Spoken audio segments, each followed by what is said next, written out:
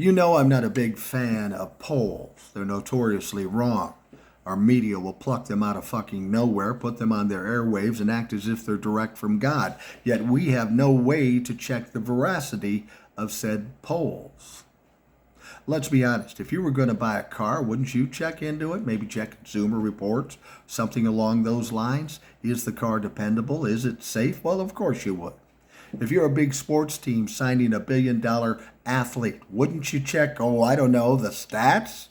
Of course you would. So I have to wonder, why can't there be some independent organization that keeps track of the polls? We need to know who owns the polls. We need to know the questions they're asking. We need to know who they're asking and how many people they're asking. And most importantly, we need to know what their record is. How often have they been wrong and how often have they been right? We get polls coming out prior to every presidential season, and every one of them says, oh, we're the most respected. We do. But the fact of the matter is, they can be wrong, and then 4 years later, they come back and do the same thing, and we've all forgotten.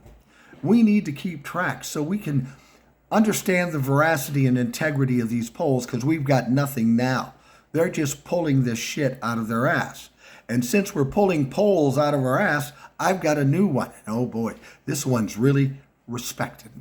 It's called the Rational Boomer Poll. And you'll be amazed what the Rational Boomer Poll found. Number one, the poll found that Donald Trump will be convicted of multiple felonies and will go to jail.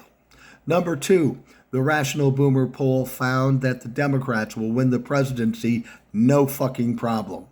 Number three, the Rational Boomer Poll found that the Democrats will win the House and the Senate. And number four, the Rational Boomer Poll found that there will be a blue wave in 2024 and the Republican Party will cease to exist as we know it. How did I get that? Common sense, logic, facts, and God told me.